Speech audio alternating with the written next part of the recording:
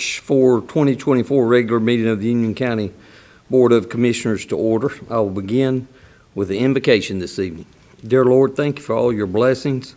Lord, I thank you for Union County and all of its great citizens. I pray that you continue to bless this county. Lord, help us tonight in this meeting that we may make decisions that are pleasing to you, Lord, and that we may conduct ourselves in ways that set a good example. Lord, thank you for all that you've done. Thank you for your blessings again. Lead us and guide us in all that we do. In your name we pray. Amen. Please join me for the Pledge of Allegiance. I pledge allegiance to the flag of the United States of America and to the republic for which it stands, one nation, under God, indivisible, with liberty and justice for all.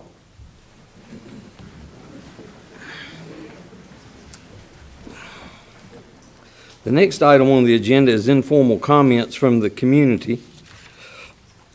We will recognize the speakers signed up for the informal comments. Each speaker must address the board from the lectern and begin their remarks by giving their name, stating whether they are a resident of Union County, and indicating the municipality within which they reside, if any. Each speaker will have 3 minutes to make remarks. A tone may sound at the conclusion of your remarks. A speaker may not yield any of his or her time to another speaker. Speakers may not discuss matters which are the subject of public hearings, and they must be courteous in their language and presentation. Restatements or repetitive comments by the same speaker, whether at the same or separate meetings, may be ruled out of order and terminated by the chair. Personal attacks will not be tolerated. Speakers may leave written comments and or supporting documents, if any, with the clerk to the board. Our first speaker tonight is Sandra Lang.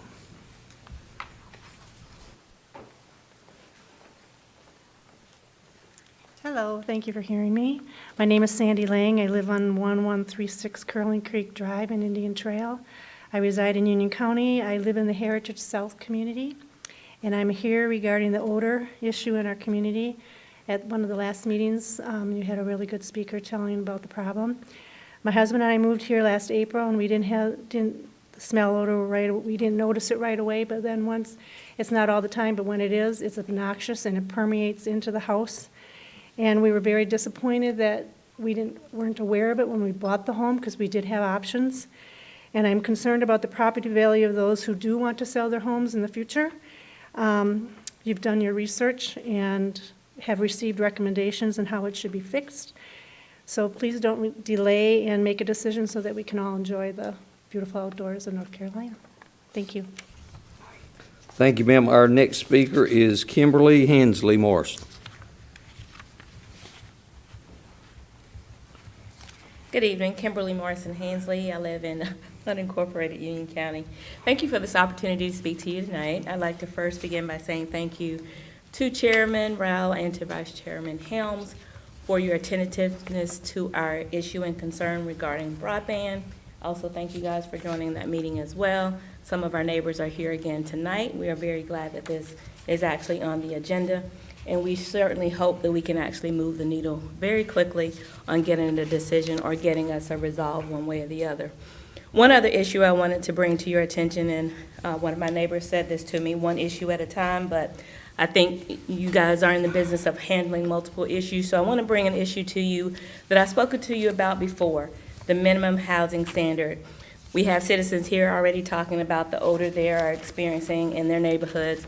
Well, what about my neighborhood, or for instance, my house sits right beside an abandoned property?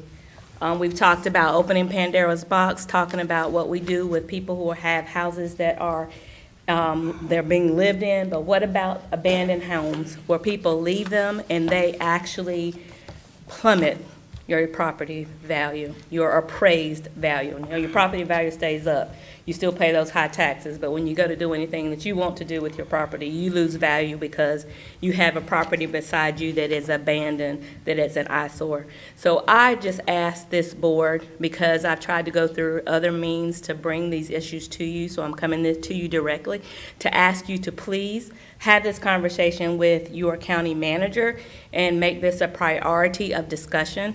The way I understand it is, As elected officials, we don't have to have the answers. The paid staff are the people who go get the answers and bring them back to you. So I ask this board to activate what's already in place. Ask your county manager to do his job, and please find a solution for us down on Crow Road as far as broadband and as far as the minimum housing standard. Thank you.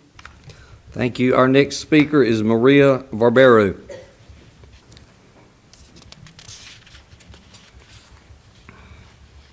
Hi, Maria Barbero. I live in Indian Trail, Union County, 2421 Mannerstone Way in the Heritage South community. I am also here supporting the neighbors that live on Curling Creek that have the sewer odor that is affecting them so much and for so long. So we understand you have recommendations, and we're here to ask that you act on them quickly so we can get rid of the smell and enjoy our community. Thank you. Thank you, ma'am. Our next speaker is Georgianne Eccleston.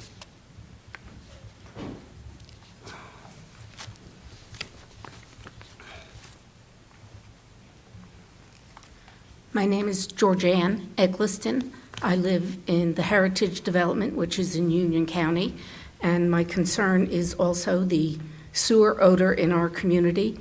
We're aware that there has been a recommended solution, and we're hopeful that you will support that solution, fund it, and implement it as soon as possible.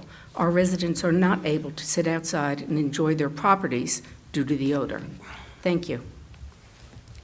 Thank you, ma'am. Our next speaker is Alice Castle.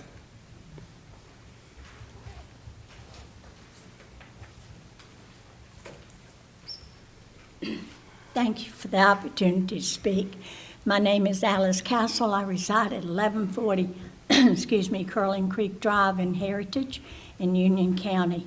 I again am coming before you.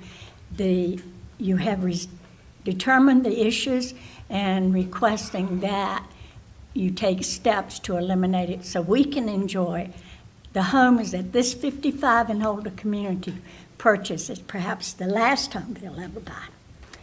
Thank you. Thank you, ma'am. Our next speaker is Ron Burse.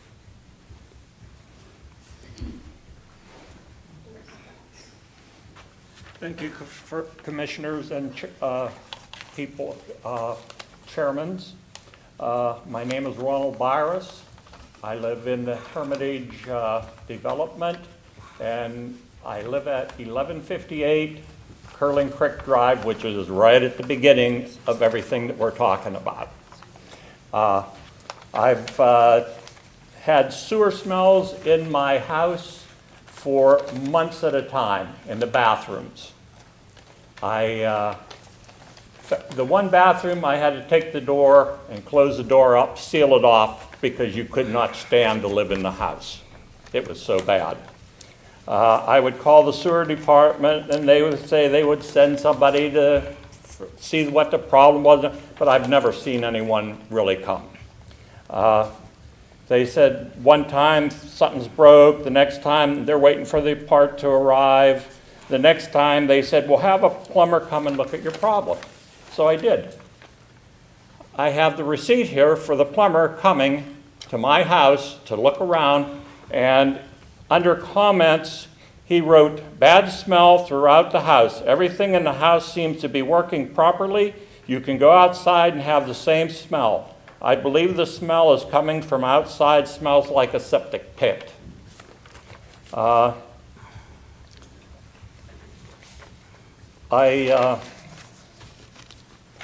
just want to say that the smell is bad. Would you please do something for us? I'm sure smelling it is probably a health hazard. And I appreciate you listening to me, and thank you. Thank you, sir. Our next speaker is Michelle Malden, or Malden. My name is Michelle Malden, and I, too, am a resident of the Heritage Subdivision in Union County, Indian Trail, Union County. I appreciate very much the report that was done and was given at the last meeting, and so lots of different ways that we can work on this. There were lots of different options. My husband and I moved into the Heritage subdivision 4 years ago this month. And when we moved in, it was winter, and during the winter months, the odor is not as strong. But it's progressively gotten worse. When we first noticed that we would walk to one end of the street, we could smell it. Now, we let our dogs out the back door in the morning, and immediately our house fills with the odor. We also have had a plumber come to our house with the exact same findings. They took things apart, absolutely nothing wrong with it, and he determined that it was coming from the sewage lines. We moved in hoping that we'd be able to go out, enjoy our evenings sitting outside, go for walks, talk with our neighbors. It's very, very difficult to do that, especially on the summer evenings or even the spring evenings when it's as warm as it is today. It just seems to get hotter, and the hotter it gets, the odor gets even stronger. So after hearing the report that was given last month, I think that we all, as well as you all, can agree that we have a problem. My request to you tonight is that at future planning meetings or budget meetings, that this does not get put on the back burner, that you would consider this, keep it on the forefront so that we can get this resolved and just enjoy life. Thank you. Thank you, ma'am. Our next speaker is Loretta Melancon.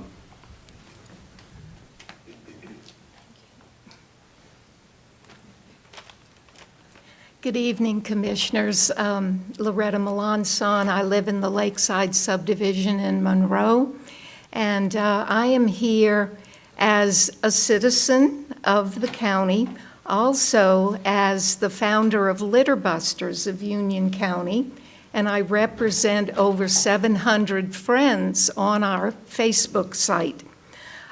We also have quite a few volunteers that have given a lot of time over the years to trying to keep the litter on our major thoroughfares under control.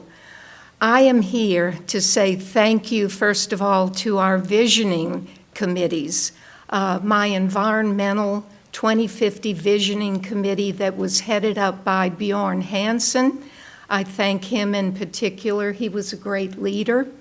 And our fairly new Director of Solid Waste, Caleb Sinclair, he has been a real blessing to me and to Litter Busters. He's got his own vision, and he stands behind his vision.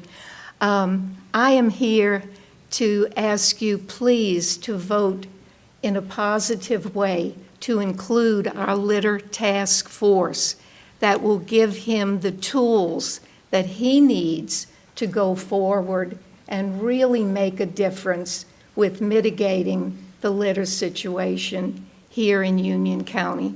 And thank all of you for your efforts and support of everything that I've done over the years. Thank you. Thank you, ma'am. Our next speaker is Dr. Amanda Stanford.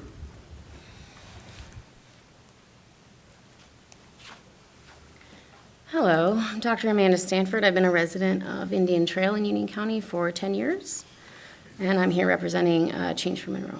The exercise of power is not a naked fact, an institutional right, nor is it a structure which holds out or is smashed. It is elaborated, transformed, organized. It endows itself with processes which are more or less adjusted to the situation. Power relations are rooted in the system of social networks. Michel Foucault wrote that in the 1970s, and I like to say to my students that Michel Foucault was very French, very gay, very bald, and very dead. He was one of the most influential thinkers of the 20th century, and yet I'm sure completely unknown in this room. And yet, you know phrases that work with his work, like the phrase, to be a social climber. That used to be whispered behind people's backs. She's a gold digger, he's a social climber. It was one way to say that someone has gotten a little too big for their britches. One way of saying maybe that person needs to get knocked down a peg or two. Because the truth is unpleasant. Power relations are rooted in the system of social networks. And sometimes the people in these positions abuse them. They exist in our homes, our schools, and our churches. The people who have authority over us when we are small have an outsized ability to inflict pain and damage on us long into our adult lives. With power comes responsibility. Every child knows this. They've seen it on Spider-Man. If you use your power but deny your responsibility, you are in the wrong. And every child knows this. That one is the villain. I'm explaining this to you because there's a man who believes that a child who is raped must be at fault by what she's wearing, and his church runs a school in our county. That school last year received nearly $1 million in North Carolina public taxpayer money. That school, like all the other religious schools who receive taxpayer money, has very little oversight. This man believes and has said publicly from the pulpit many times that if a girl wears shorts and she's raped, she deserves it. When we enter into a society, we may be individuals, but we are individuals together. It's called the social contract. We have laws that we agree to. You can't steal cars and you can't run around buck naked. But in return for those laws, we're granted certain protections from those who govern us. It's those who govern who accept power, and they can't deny responsibility, because if they do, they're the villains. Every child knows this. If the exercise of power is not a naked fact, an institutional right, or a structure which holds out, it is by exposing men who would rather see a little girl raped than in a pair of shorts. If the exercise of power is instead elaborated, transformed, and organized, it will adjust itself to the situation. And if those who govern accept power, they must accept responsibility for all of us, not a privileged few. Because to turn away from the suffering of others is not governance, and to fund it with $1 million of taxpayer money is unethical. Thank you. Thank you, ma'am. Our next speaker is Cliff Rhodes.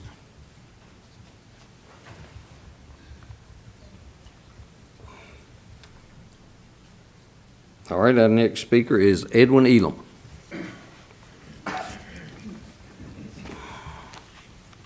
Edwin Elam, Waxhaw, Miller Drive.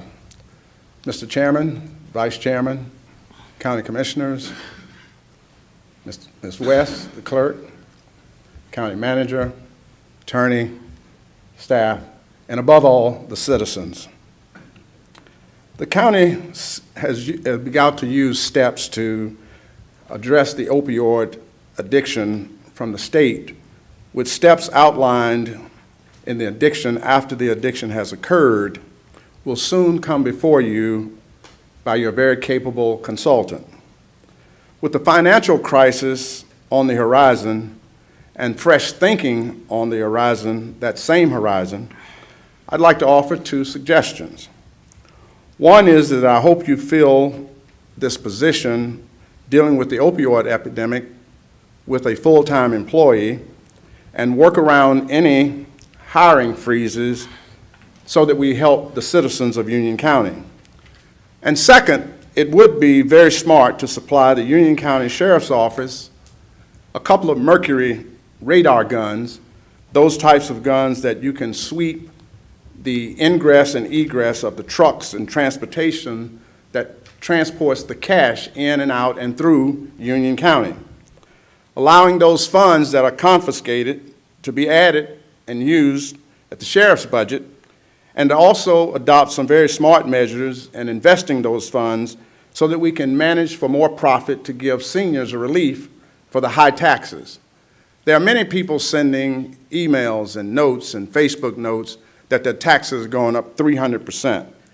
This would be a smart way to think revenue generating as opposed to everyone with so many bright ideas of how to spend all of our cash but offer nothing new. This could be more money than the county's budget in total. In some communities throughout the nation, it's not very hard for you to find out who those communities are that get millions and even billions of dollars confiscated that is carried in trucks through their municipalities, both county and cities. This would be a wise investment if you would simply look into the cost of those items so that we can have some relief for our seniors. Thank you very much. Thank you, sir. Are there any other speakers who have not signed up who wish to speak?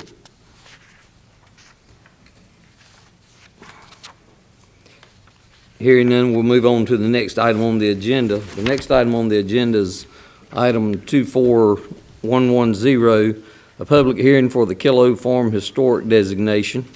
This will be a joint public hearing with the Union County Historic Preservation Commission.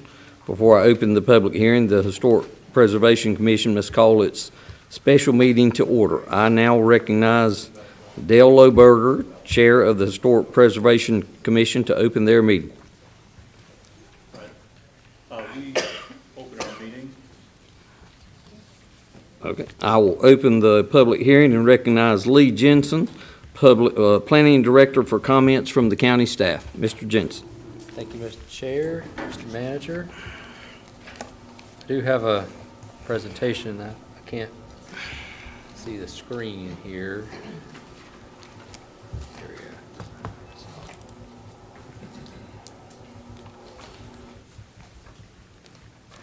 All right, there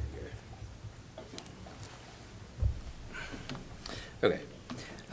So again, as you stated, this is a public hearing for the potential historic landmark designation of the Killow Farm. The Historic Preservation Commission received an application from the owner of the farm to consider designating the residential structure, which was built in 1886, approximately 1 acre around the structure, and some interior features which I have listed on a future slide as a historic landmark. They conducted a survey and research report, and they recommended that the house and the 1 acre and the interior structures be designated as a historic landmark. In addition to that, the town of Indian Trail passed because this is in the town of Indian Trail, they've passed a resolution in support of designating the farm as a historic landmark. The property, you're probably all familiar with it if you've driven through Indian Trail. I picked this picture out for a reason. As you can see on your right side, there's a big kind of hay bale structure there that's put out usually at Halloween. This is the house that we're talking about. And then this is a survey that shows the 1 acre around the house. And then the interior items were the pine hardwood floors, plaster walls, doors with their original hardware, the pine baseboards, the dentil and the crown molding, and the fireplace and the mantle. I'd be happy to answer any questions. The Historic Landmark or Preservation Commission is here. They're available to answer questions as well, and I believe Mr. Killow is here as well. So if anybody has any questions of me, I'll be happy to answer, but they may be the more appropriate ones to answer questions.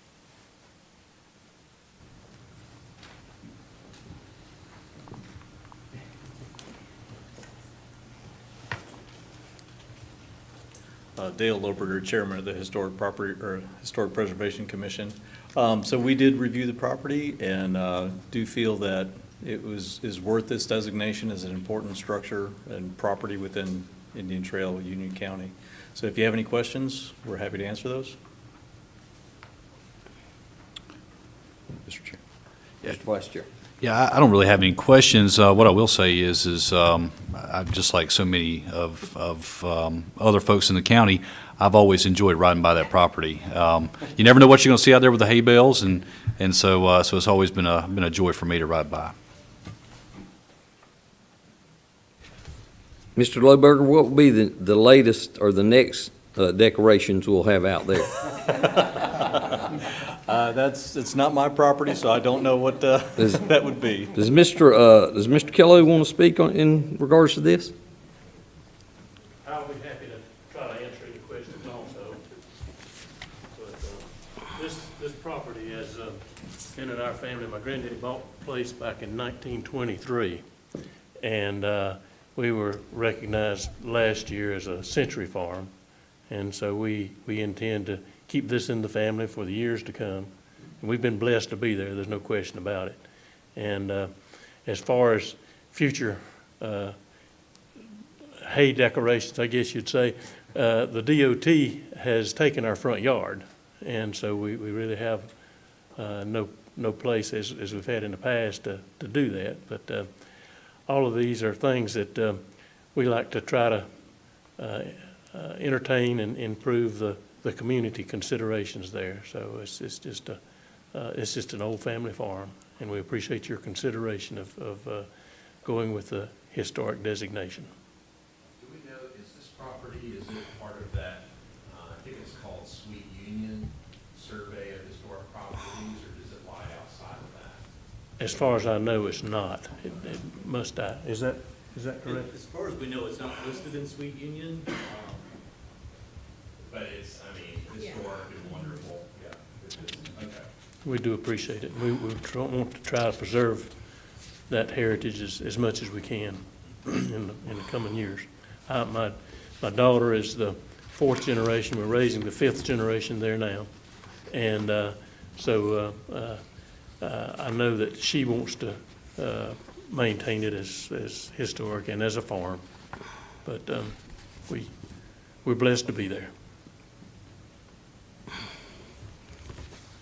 Any other questions from the board? Thank you, Mr. Kelly. Thank you. I did want to let the board know that this is the public hearing portion. There is no action item on the agenda. However, if you wanted to add that, if you do want to take action tonight, you can. I think all that you would have to do be to add it and then adopt the resolution that was in your agenda packets. You want to make a motion?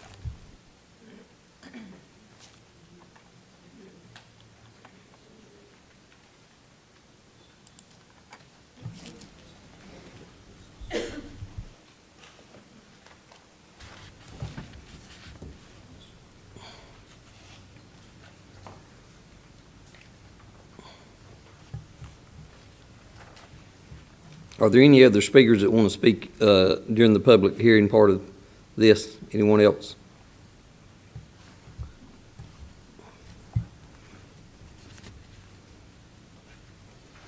All right, I'll now close the public hearing. I'll again ask and recognize Mr. Lohberger to adjourn the Historic Preservation Commission's special meeting. We adjourn our joint meeting. Thank you, sir.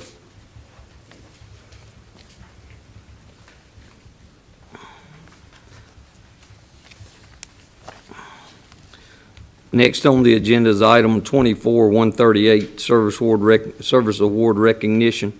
I'll recognize Jennifer Davis, Human Resources Assistant Director, for this item. Good evening, Commissioners. On Thursday, February 15th, we held our Q1 Service Award ceremony where we recognize employees who celebrated a service award milestone during the months of January, February, and March. Specifically, we had 17 5-year recipients, 9 10-year recipients, 1 15-year recipient, 1 20-year recipient, and 1 25-year recipient. Out of those employees, 23 were able to attend the ceremony and be recognized. Having these ceremonies gives us an opportunity to hear about their contributions and to thank them for their service. This short video highlights the special event and allows you an opportunity to hear from some of the employees on what it means to work for Union County and being recognized. Thank you.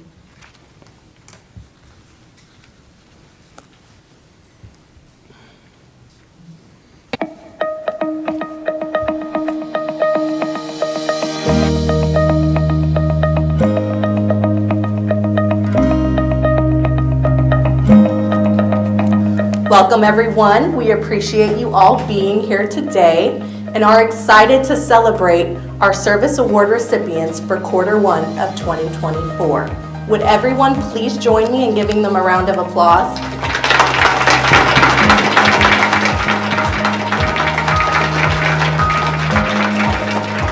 Here's to 15 glorious more years.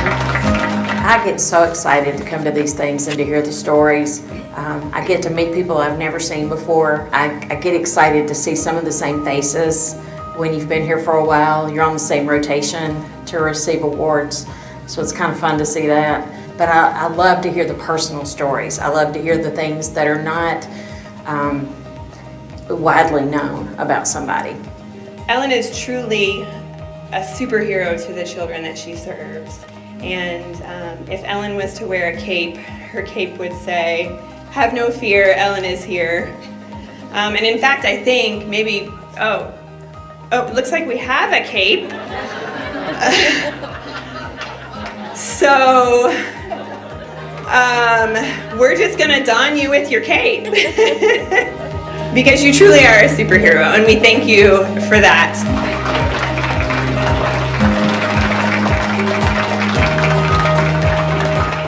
Culture is everything in a job.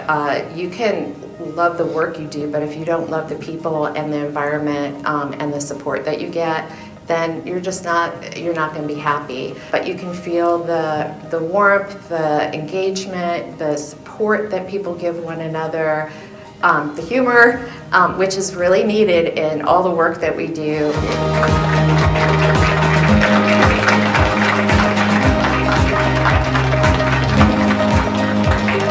We have fun every day. However, we do serve the citizens well. We get our work done. And I think just overall, they expect you to serve well and do well, but they also give you the opportunity to advance yourself and just enjoy yourself as well.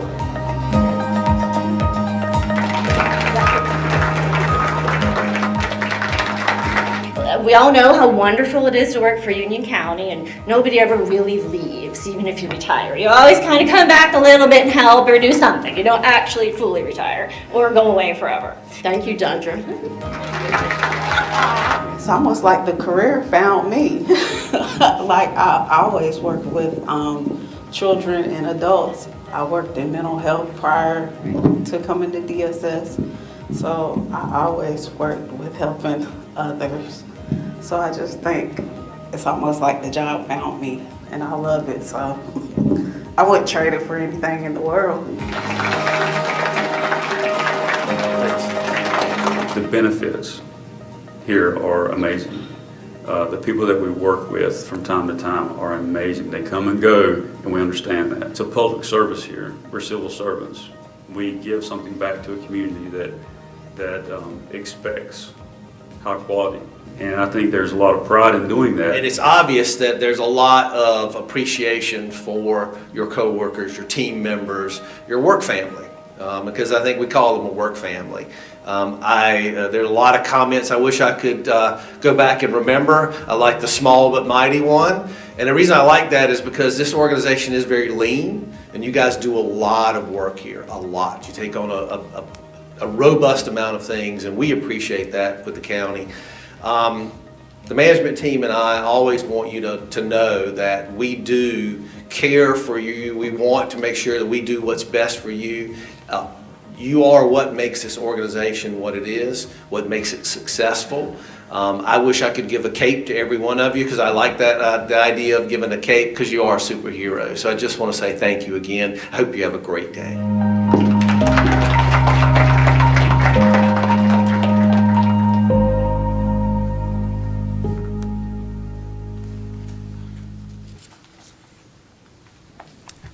Thank you and congratulations to all the county employees that received awards. I'm telling you, it takes some stick-to-itiveness, if that's a word, some dedication, some loyalty, some all kinds of things to keep going. Working in government is not always easy, but I really, really appreciate all these folks, and congratulations to these awards. And I think we need to give them a standing ovation. What do y'all think?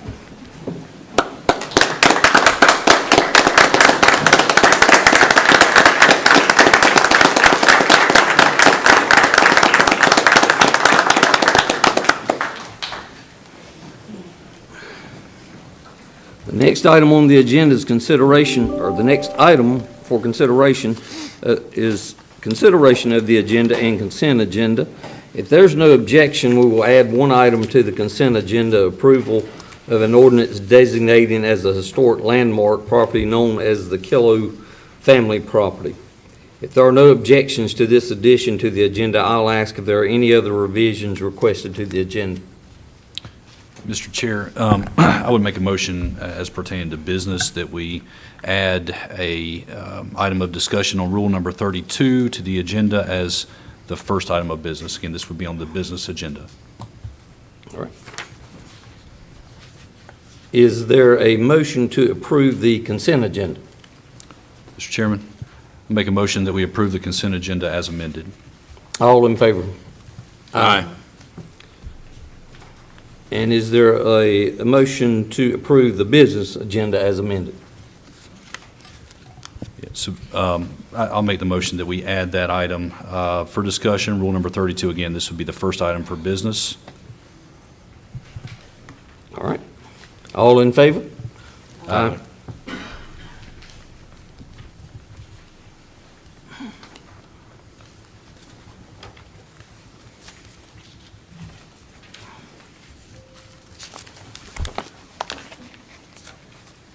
Okay.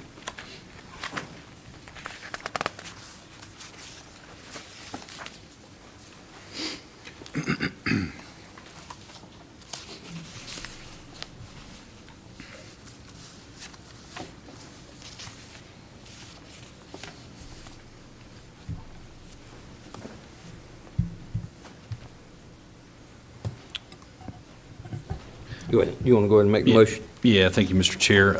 So I asked for this item to be added to our business agenda for discussion, mainly due to the vacancy that we've got on our board. So we all understand and know that Commissioner Richard Helms resigned, and so that provides us with a vacancy that we'll have to fill.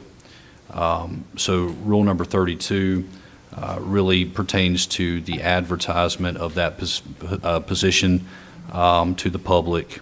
And this is not out of the norm. We did this at our last vacancy as well, when we had to fill the vacancy left with Commissioner Rushing's death. So for an appointment like this, obviously a significant amount of procedure is involved. There will be special called meetings with the GOP. And then this board will obviously vote to appoint the replacement for Commissioner Richard Helms. So with that, I'd like to make two motions tonight. The first motion would be to suspend rule number 32. So I make the motion that the board suspend rule 32 of the board's rules of procedure as it relates to the appointment of a person to the currently vacant position on the Board of Commissioners. And then my second motion would be this, that I make a motion to adopt the amendment to rule number 32 as shown here of the rules of procedure of Union County, North Carolina Board of Commissioners. This motion removes any additional procedures necessary to fill a vacancy on the Board of Commissioners so that it can adhere solely to these requirements imposed by state statute. Any discussion on the first motion to suspend Rule 32? All in favor of suspending Rule 32 indicate by aye. Aye. Any discussion on the motion to adopt amendment to Rule 32? All in favor of adopting the amendment to Rule 32? Aye. Thank you, Mr. Vice Chair. Thank you, Mr. Chair.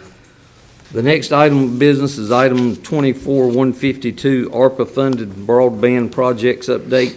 I will recognize John Emilio, Information Technology Director, for this item.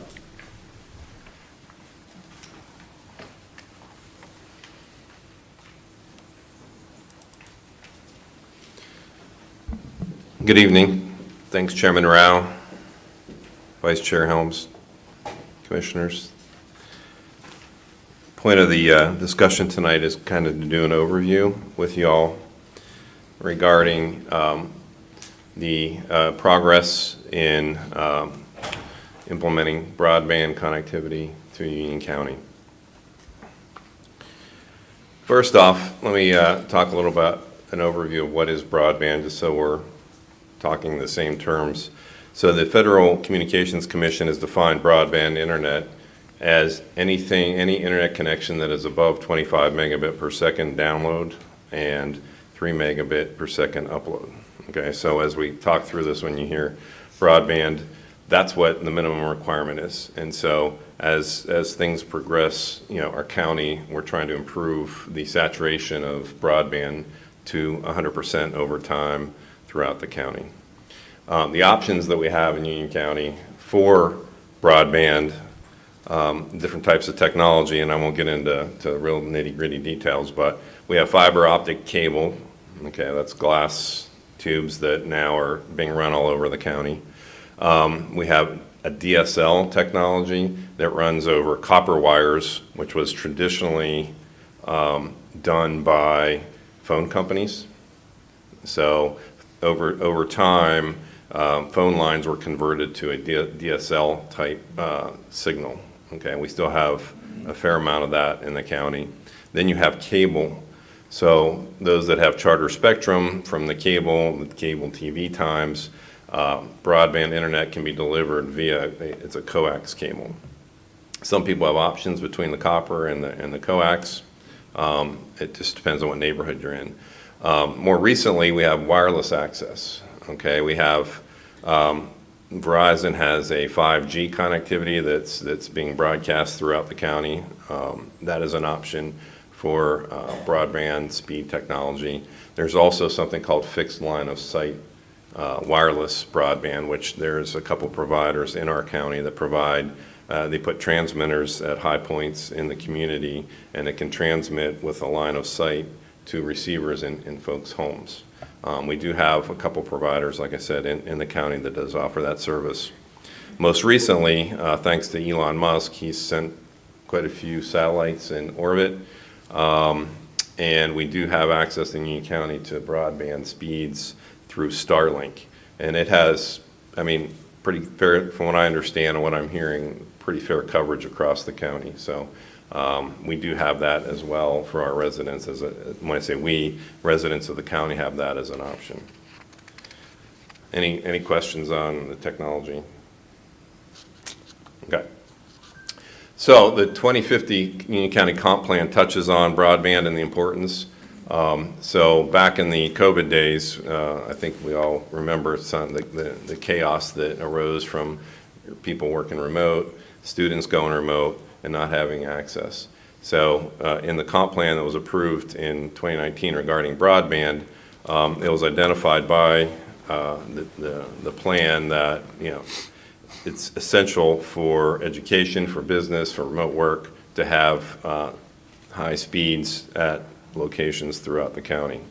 One of the difficulties is, you know, as a county, we can't get into the ISP or internet provisioning business, so we have to work or partner with internet service providers that are all for-profit. So basically, we have to, for us to get in our rural nature of our county, have to expand, work with these providers that are trying to make a profit to expand their footprints. So that was the issue. Strategy has basically been discussed that we will work with different providers as much as we can. Again, we're government, local government, and these ISPs are for-profit businesses, so we have to keep that in mind through this whole discussion. And then look at any funding opportunities that would help subsidize the for-profit businesses and give them more incentive to lay their fiber and build their infrastructure so that they could see a return on investment at some point in the future. So basically, how are we going to do that? And this has been happening, is engage with the North Carolina Broadband Infrastructure Office, also called you'll see it in the slide presentation, NCDIT. And then also work as much as we can, partner with internet service providers that do service Union County. Some familiar terms or businesses when we talk for-profit ISPs. There are three major providers of copper internet services or copper broadband in our county. I don't know if you can see this very well. The slide on the left is Spectrum, Charter Spectrum. It's their footprint, and they're kind of all over the county. They have general coverage across Union County. Then you have Frontier Communications, which actually is a traditional phone company. And so they have more of the DSL service that I talked about earlier. They're in the central part of Union County. And then Windstream, again, was another telephone company provided and has a lot of DSL out there. And their footprint's on the east side of the county and the west side of the county. So Spectrum, just to summarize, Spectrum is a cable provider. They provide cable internet. And then Frontier was traditionally a phone company as well as Windstream, and they provided the copper DSL. Those technologies, the DSL and the cable, are starting to fade out just because of the speeds. They can't push high speed as much across the DSL and the copper as the demands now have increased with things on the internet. All right, a little bit about the history, some funding history, and I'll just mention this again because it's worthy of note that municipalities in the state of North Carolina, by statute, are not permitted to own or operate any internet services. There are 3 communities in North Carolina that are grandfathered in that started before 2011 when this was enacted that do provide internet services to their constituents, but after 2011, no municipalities were able to do that. So, you know, our county is at the mercy of for-profit ISPs in terms of providing services.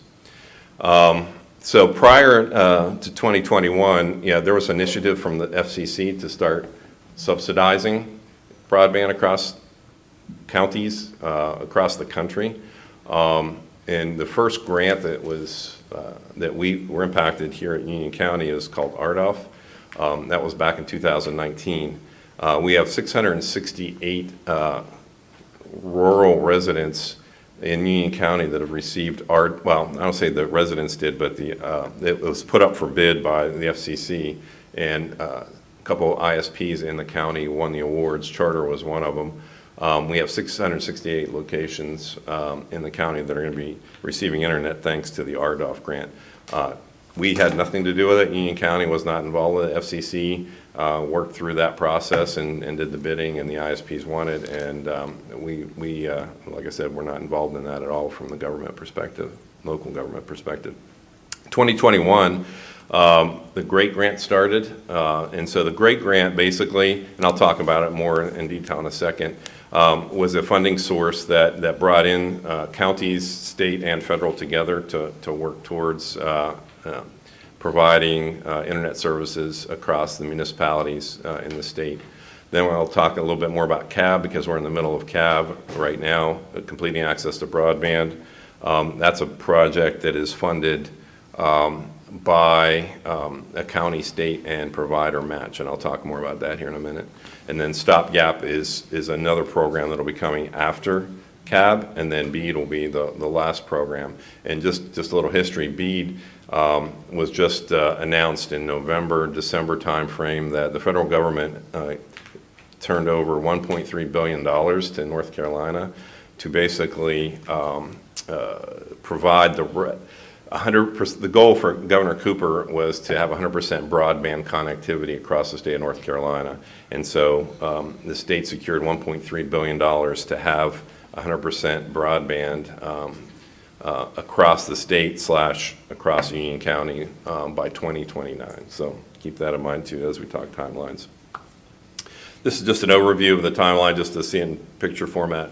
We had RDOF that was FCC related. We have the GREAT grant we're going to talk about here in a second. It'll start in 21 and it has to be completed by 26. And then you've got this CAB program that's has $400 million that we're going to talk about here in a second. And then after CAB, you've got 2024, you've got Stopgap, and then after that, you've got BEAD, ultimately to end up in 2029 with virtually everyone in the county to have internet. Again, this is the state plan. This is not our plan. This is the state's and the governor's plan. All right, let's talk GREAT grant real quick because we did finish it. It started, like I'd mentioned, in 2021. This was managed by the state of North Carolina, and it was a bidding process basically, and there was an intricate evaluation model. If counties put up funding to for this program, then the state would match like almost triple what the county would put in, and then the ISP would have to finish the rest. So our board approved $1 million of our ARPA funds to go towards broadband a couple of years ago, back in 2021. And so we did use that $1 million to help kick off the GREAT grant program. Subsequently, Charter Spectrum won the bid. If you want to call it a bid, it was, like I said, it was a modeling process, and the state chose based on some characteristics. That the Charter Spectrum was the winner of that. Last year, 2023, they were awarded a $11.6 million construction project across Union County, which covers 1,943 locations, 11 of which would be businesses. The rest are residential homes that'll be receiving broadband because of the GREAT grant process. Again, the county, our role was just to put money into the pot. The state did the entire program and selected the providers, the winning providers for that. So as of today, Charter is built out, of the 1,943, they've built out 587 locations, and they need to be done because of the ARPA commitment by December 31st of 2026. I'll stop for a moment. Is there any questions so far? I know this isn't the most entertaining topic, but y'all need to know where we are. Okay, so this is just a quick map of where the money went to and the locations for the great grant that Charter Spectrum had won the bid. It was $11.6 million contract again, and you can see most of the northeast part of the county and the southeast part has the brunt of the locations just because of the rural nature, and then in the southwest part of the county received a few locations too. You'll find that the average cost to build out is like, because of the bid, is like $6,000 per location. This map is public knowledge. This is on the state's NC1 map site, so if anybody has a passion for this, you can go and pull up this exact map, and it'll show you exactly, and it'll show you every county in the state and what they received as well. All right, so great grant's in process. The next step is, the next funding source and funding project, excuse me, is the CAB. Quick question. Yep. Sorry, if you can go back to the previous slide. And I'm sorry if you touched on this already, but do we have, what was the selection criteria for these locations that we're seeing on the map? Okay, so there was it was a matrix. There was probably 10 different qualifications. Number one is the financial stability of the ISP. How many locations could they bid on? If they would bid on like 0 to 100 locations, they got so many points. The more locations that they would bid on, the more points that they would receive. And so there was probably, like I said, 10 different levels of scoring, and then whatever ISP received the highest score that put in for this or that bid on it, then was awarded the contract. And Charter Spectrum bid on the most. I mean, they had the most locations by far of any of the internet providers that bid on it, and so they got extra points for that as well. And then there's points for what type of technology they used, what the maximum speed that they could construct at, and there was just a lot of different points in their rating matrix. Do you know if that matrix is public information as well? It should be. Yeah, it should be. I mean, I think any of this process is public. I mean, I don't have it per se. I have a general idea myself, just because of, I try to keep in touch with the ISPs as they were going through this process, but I'm sure the state would provide it. If you're interested, we can get that. Okay, thank you. Mm-hmm. All right, so the CAB is next, and that's what we're in the midst of right now. The CAB process started after the Great Grant was finished, after all the money was funded for the Great Grant. So CAB is up now. It's kind of a similar process. The state's kind of driving this project. It's a competitive bidding process. In this case, the counties have to provide 35% of the construction cost, and then the state will match that at 35%, and then the ISP themselves will have to provide 30% of the funding for the project. There are only, well, at this point, going back to the ARPA approvals, so the board has approved $500,000 of ARPA funds, and that's the last amount of money that we have left for broadband funding for this project. We are one of only 39 counties in the state that actually have allocated money towards this CAB program. And then we've been very anxious to get this going, so we're slated in the next couple weeks to get the process going. There's a statement of work that has to go out. Basically, an RFP has to be posted. And because we've been anxious and working with the state to get this going, we're going to be one of the first ones to be on the docket to post our statement of work, or RFP, basically. Let's see. So with the 35-35-30 matching model, we can only do a maximum project of $1.4 million. which ultimately we're going to see probably 150 to 400 locations subsidized when it comes to the end of that project. The selection criteria is basically a statement of work is posted online, ISPs will bid on it, and then the chosen ISP will be chosen based on best value for the county. So basically, whichever ISP, we have $1.5 million, so whichever ISP can say that they can bring broadband to the most locations will end up ultimately being the chosen vendor. So the next steps, because this is going on right now, so the state and county, we will collaborate with this statement of work document, which is basically listing all of our eligible locations. And that's they just posted the statement of work yesterday. And so in the next couple of days, literally, we should get this process going.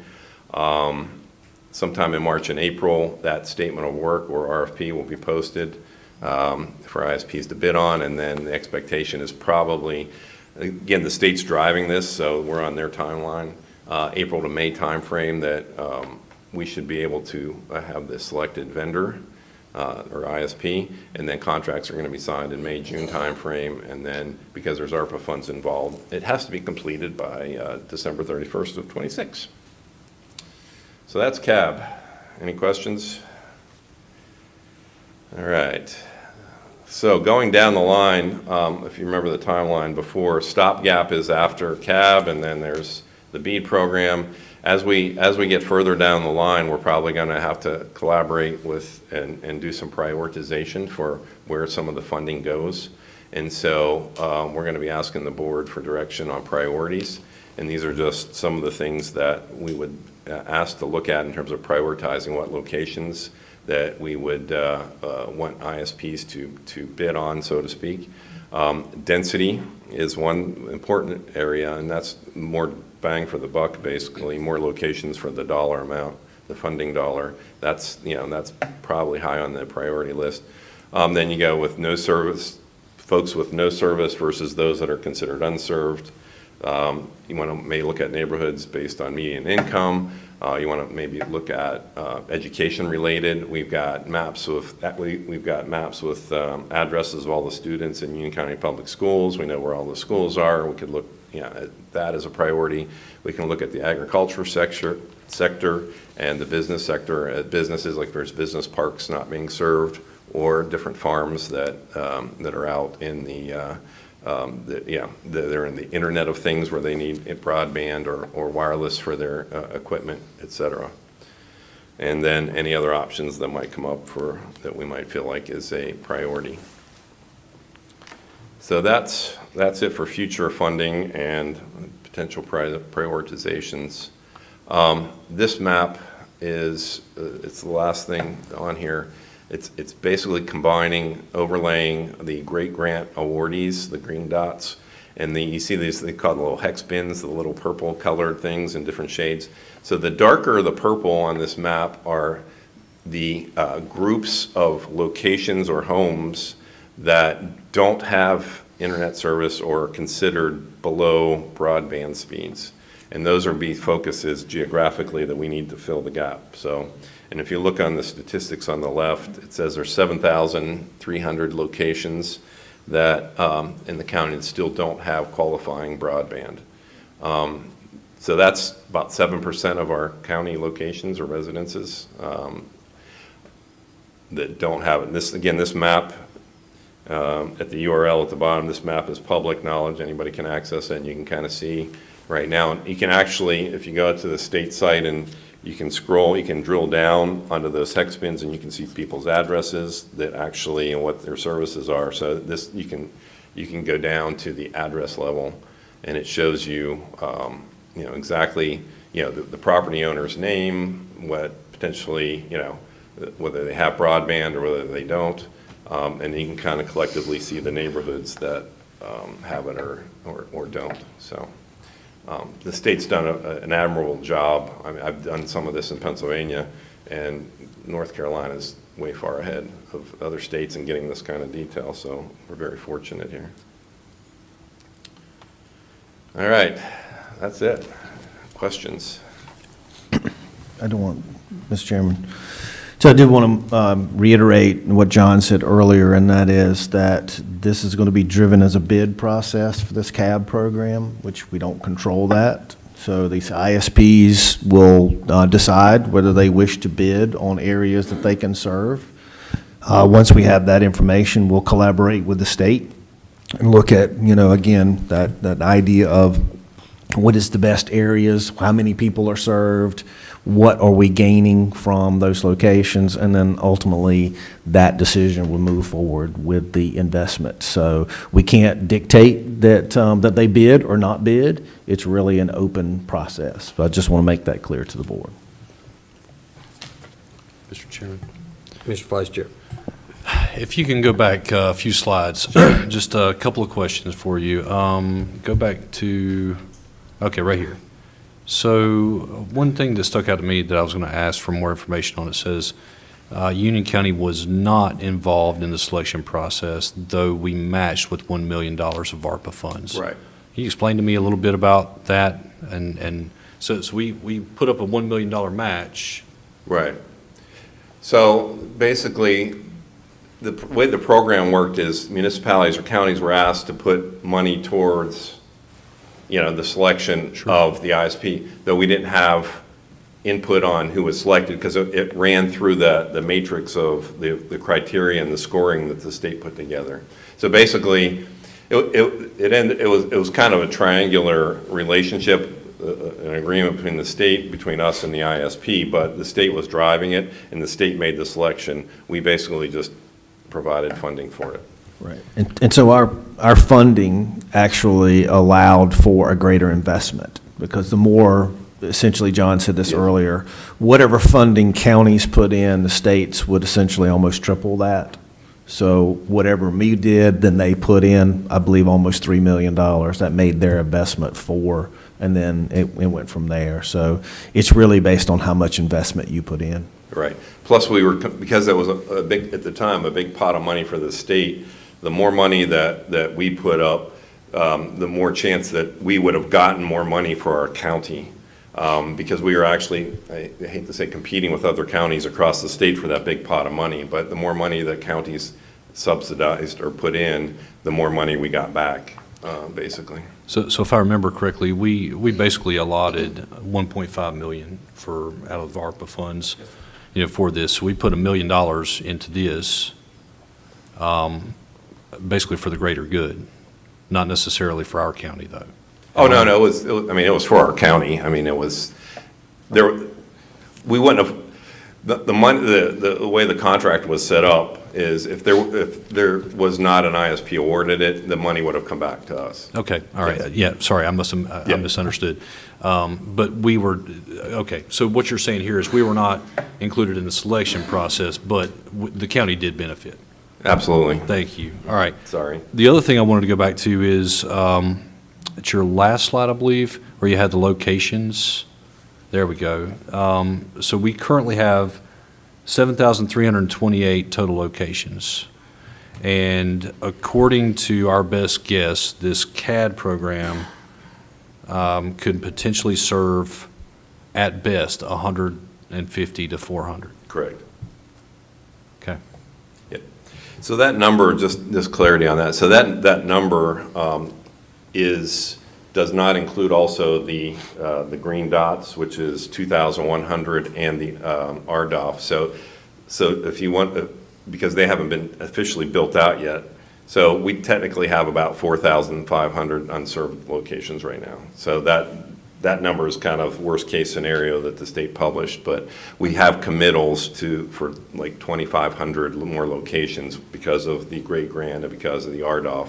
And it's not reflected in that slide for some reason. I think they don't want to reflect it until the construction's actually done. So we have about 4,500 or 5% of our community that still hasn't, that still needs to have broadband. So it's a better outlook.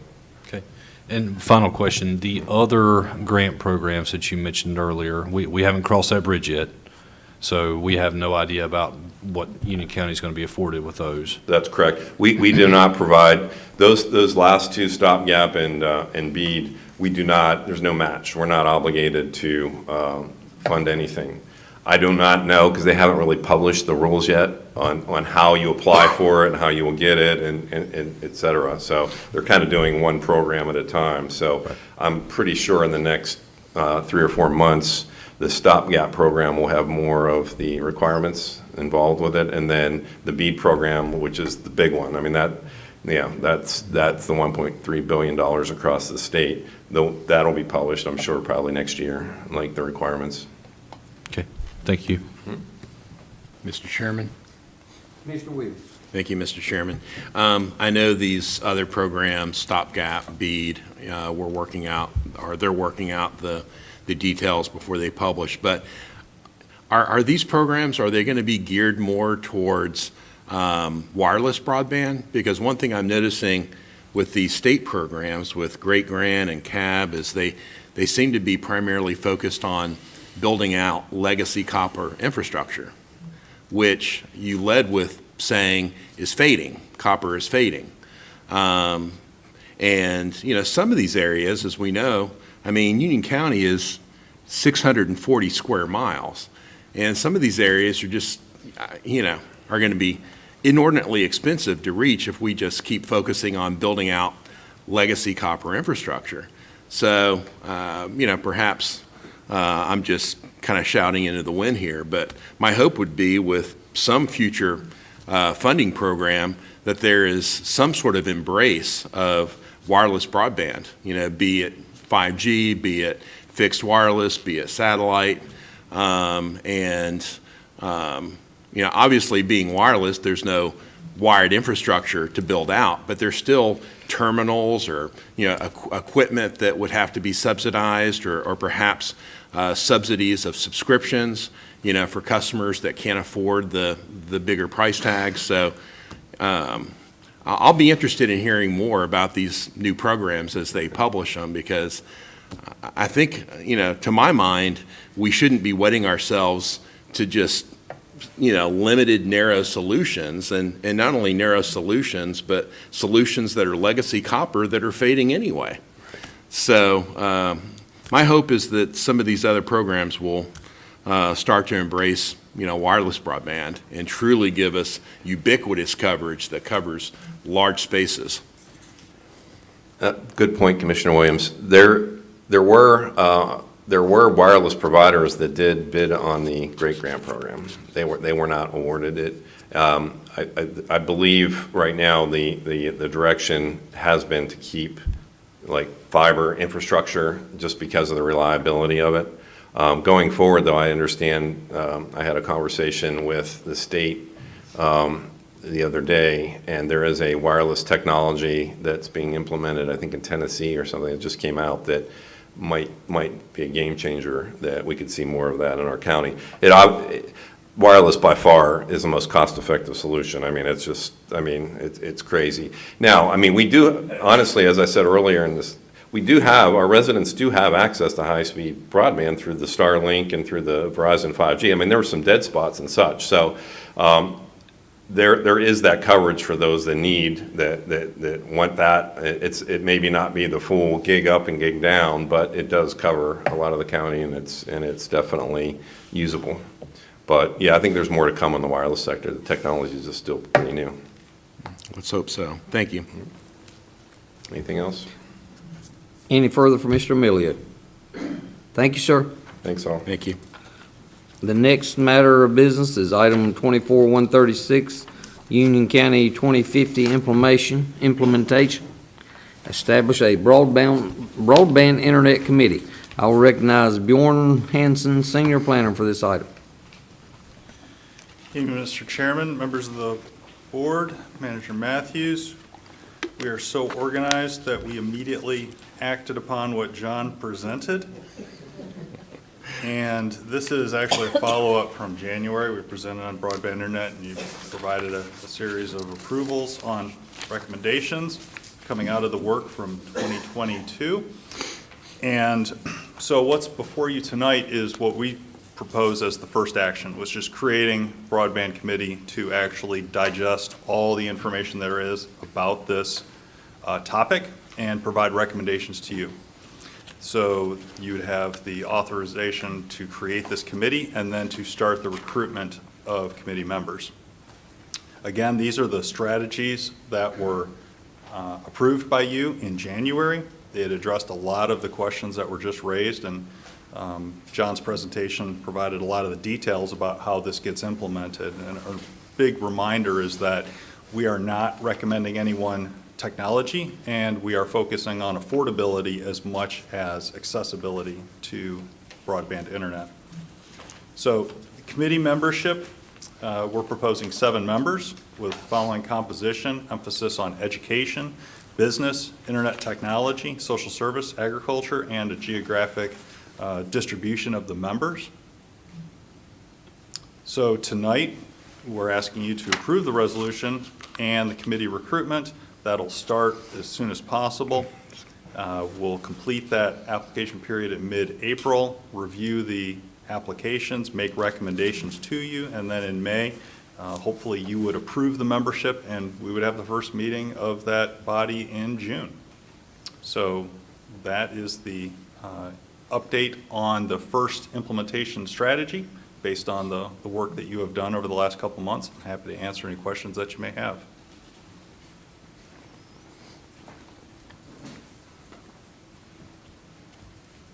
Anything for Mr. Hanson? Anything further? Thank you, sir. There's an action requested on this item, right? Yes, sir. We want to, I believe he wants to adopt a resolution and begin committee recruitment. Any discussion on the resolution? I'm content to make a motion that we adopt a resolution to create the broadband committee as was just described for us. Any discussion? All in favor of Commissioner Williams' motion indicate by aye. Aye. All opposed?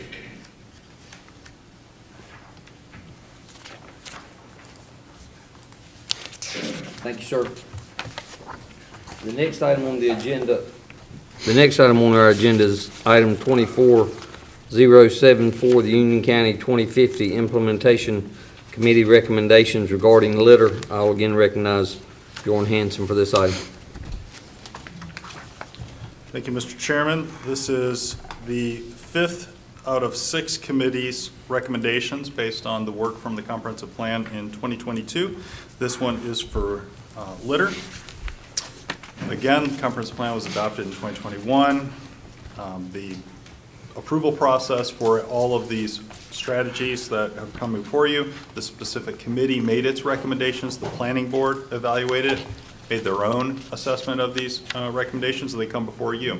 You can approve, amend, or deny these recommendations, or you can send them back to us for additional work. So again, you have the option of telling us to go back and provide more information on any of these strategies if you don't have enough to make a decision tonight. And then just giving a little bit of perspective on the previous presentations, and the last one that you will see will be in the near future on school siting. So the strategies that were identified by the committee, these are in no particular order. First one was apply for a Keep America Beautiful program designation. This is something that approximately half the counties in North Carolina currently participate in. We heard a presentation from Lancaster County, South Carolina, who's had one for several years, received a presentation from their staff on how it's organized, the type of work that they do, the cost, and the benefits. This was recommended by the committee and the planning board. Second one is to identify a formal litter task force committee similar to what you just did for broadband internet. The idea that this requires a lot of scrutiny and guidance and staff work that will help free up time off of your schedule to work on this topic. This is something that obviously would have to be created by ordinance and would also oversee the Keep America Beautiful designation if that was something that you wanted us to pursue. The third, recognition that there's a lot more work that would be done on litter, and therefore it requires staff time.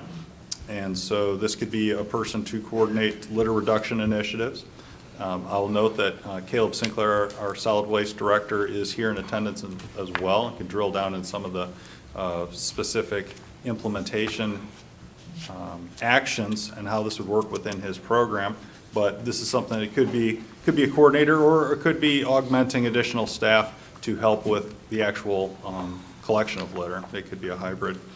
Next, enhance multidisciplinary anti-dumping enforcement efforts. Right now, you could see a messy lot or side of the road, and it could be a environmental health issue. It could be a legal issue. It could be a building code issue. It could be a code enforcement issue. And a lot of times, it's a combination of those issues, and because we don't have one kind of focused effort to oversee this, often it can kind of be a pass the buck situation, which is unsatisfying when you're driving down the road saying someone should do something about that. So we didn't solve this issue through our work, but we recognize that it should be included in these continuing efforts.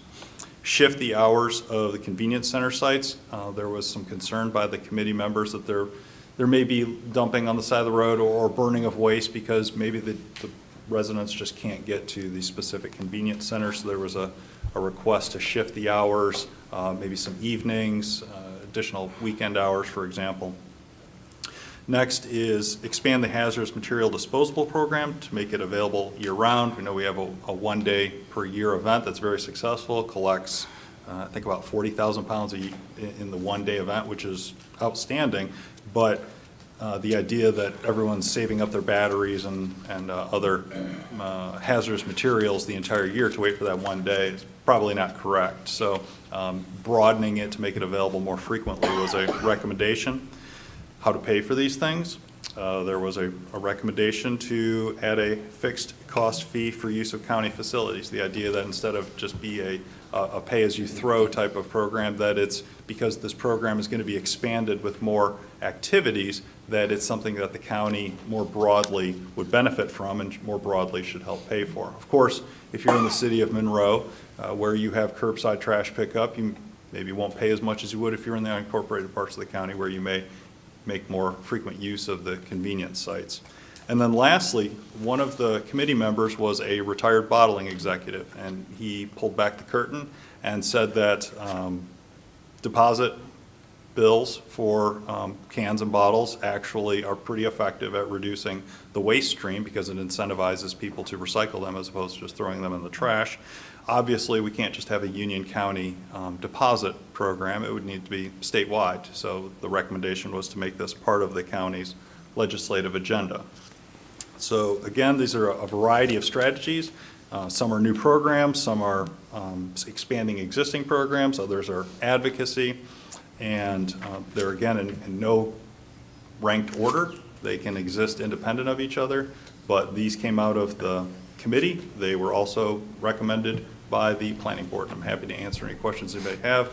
Caleb Sinclair is here as well to answer questions about how we currently deal with solid waste and litter and how this might be incorporated into his program. Mr. Chairman. Mr. Vice Chair.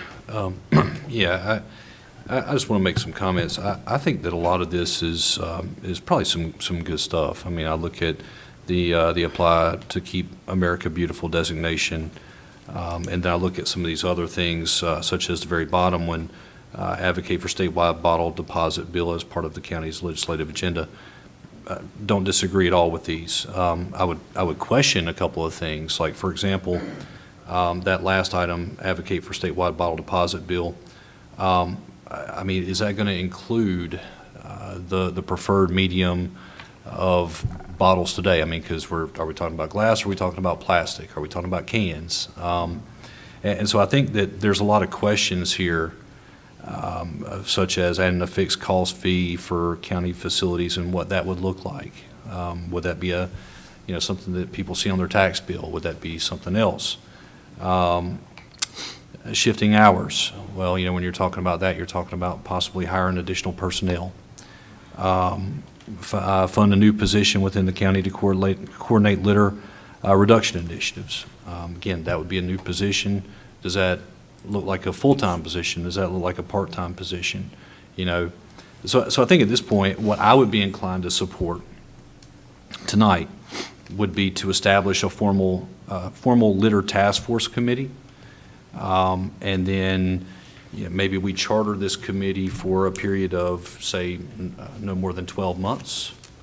And then at that point, we can get, updates regarding these other things and potentially suggestions about what that would look like.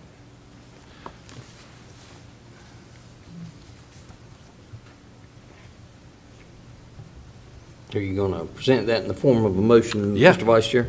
Yes, sir, Mr. Chair. I'll make the motion. So I'll make the motion that we accept recommendation number 2, and that would be establish a formal litter task force committee for a period of no more than 12 months. And then what I would like to see is potentially updates on these other items from that committee. But my motion would be to establish that formal committee. Any discussion on the Vice Chair's motion?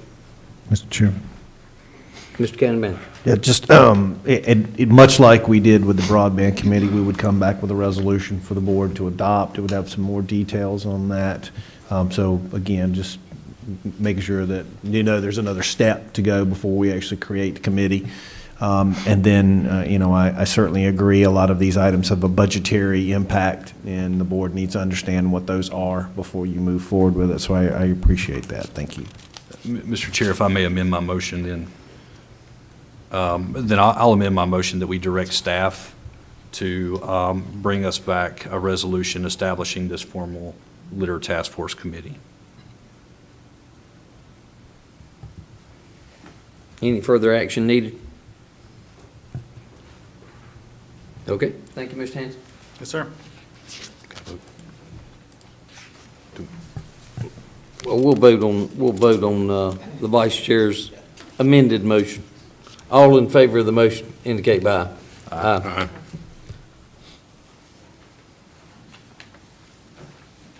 The next item on our agenda is item 24-153, appointment of commissioners to boards and committees.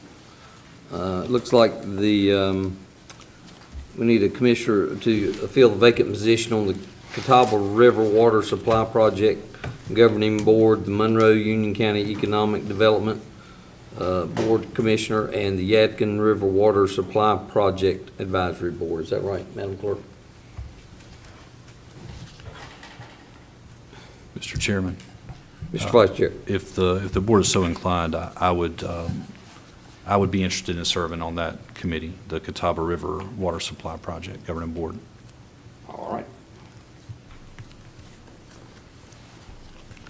And I'm already on the Monroe Union County Economic Development Board. Is anyone interested in serving on that? I will. All right, Commissioner Williams, all right. And the Yadkin River Water Supply Project Advisory Board.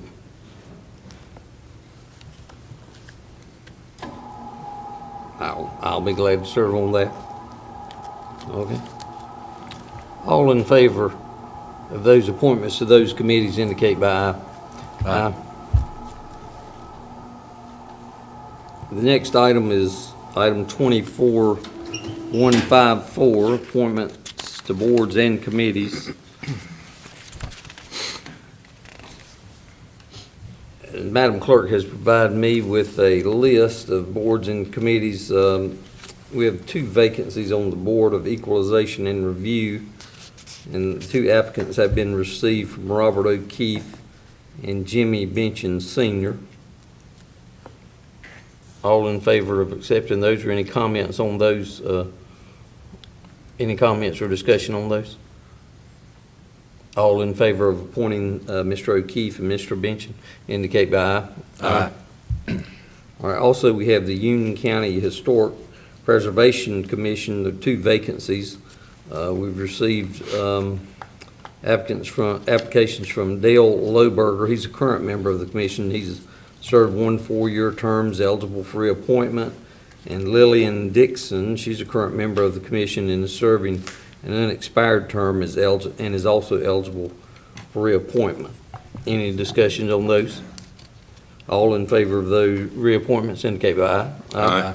Aye. All right, the Home and Community Care Block Grant Advisory Committee, there's 2 vacancies for community representatives. Application has been received from Aletha Galusha, she's a current member, and Saluda Anthony, she's a current member. And there's also one from Patrick Chang. Now, I understand, I think we're going to have another opening on that as well. Isn't that right, Madam Clerk? All in favor of those three persons indicate. Mr. Chairman, if we could do the two tonight, and then we need to advertise the third one. Okay. All in favor of Aletha Galusha and Saluda B. Anthony indicate by aye. Aye. And they will advertise for the other position. All right, also on the Juvenile Crime Prevention Council, County Commissioner appointee, there's one vacancy for a County Commissioner appointee due to the resignation of Commissioner Helms. That's a representative that whose term has expired. Okay. And this appointment is to fill the unexpired term ending June 30th, 2024. We may want to consider an appointment to fill the unexpired term plus an additional 2-year term on the council ending in June 30, 2026.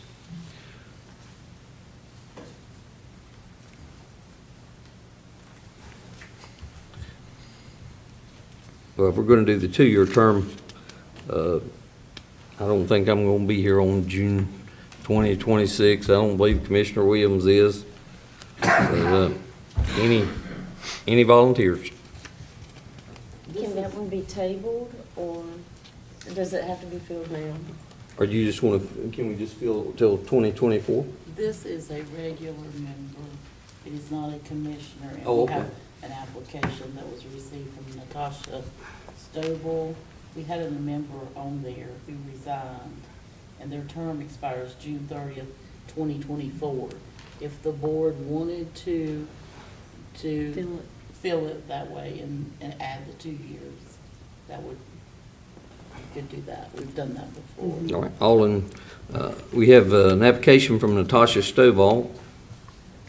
All in favor of appointing Natasha Stovall to serve until 2026. All in favor? Aye. All right. Now we're at county manager's comments. Mr. Matthews. Thank you, Mr. Chairman. I just have one thing. I know we had some members here from the Heritage community. I did want to give you an update. We have authorized at least the installation of the manhole filters. That was a very minor cost. So we are moving forward with that. We hope to have those ordered and put in place, hopefully within the next 30-plus days for that. Those other measures which are required, that will actually be part of your budget discussions as far as the utility, because they have a significant cost. We will be talking in more detail about that at your March 18th meeting. Not necessarily do you have to make a decision at that point in time, but that will be where we will have some more discussion on that. Thank you. Thank you, sir. Commissioner comments. Commissioner David Williams. Thank you, Mr. Chairman. I'd just like to thank the 10 citizens who spoke during informal comments. I think the topics ranged from sewer smell to broadband to abandoned houses to opioid issues. And let me make sure I get all of these in here. I think, litter, of course. In any event, I just want to thank all the citizens that show up and make their opinions heard. I for one, appreciate it greatly. Thank you, Mr. Chairman. Commissioner Melissa Merrill. I agree. We enjoy having feedback from the community, and we appreciate all those that came and spoke tonight. And that is all for me. Vice Chairman Brian Hills. Thank you, Mr. Chair. Thank you to our staff for the update on broadband. I think that's obviously an important topic to our community, and I'm glad to see that we're putting in some effort there to do what we can for our community and our county.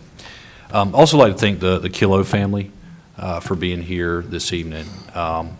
Again, I want to thank them personally for what they do and what they have done throughout the years there with their own property, and just say just how much I admire the fact that they are now raising their 5th generation of family in that home.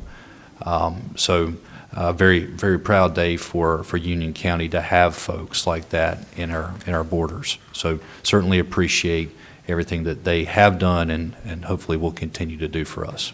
Thank you. Thank you, sir. This is, I noticed on some of the emails we got, this is Employee Appreciation Month for Union County employees. I want you to know that I personally appreciate everything you do for this county. The work could not go on without y'all. I appreciate you not just this month, but every month for all that you do. You do things behind the scenes nobody knows about, I don't know about, but I appreciate what you do, and congratulations to all the people who won those service awards. They're very, very deserving. With that concludes our regular meeting. Thank you for all who attended. I move that the board adjourn. All those in favor of the motion say aye. Aye. Thank you. Well, I wasn't always pretty, but we did.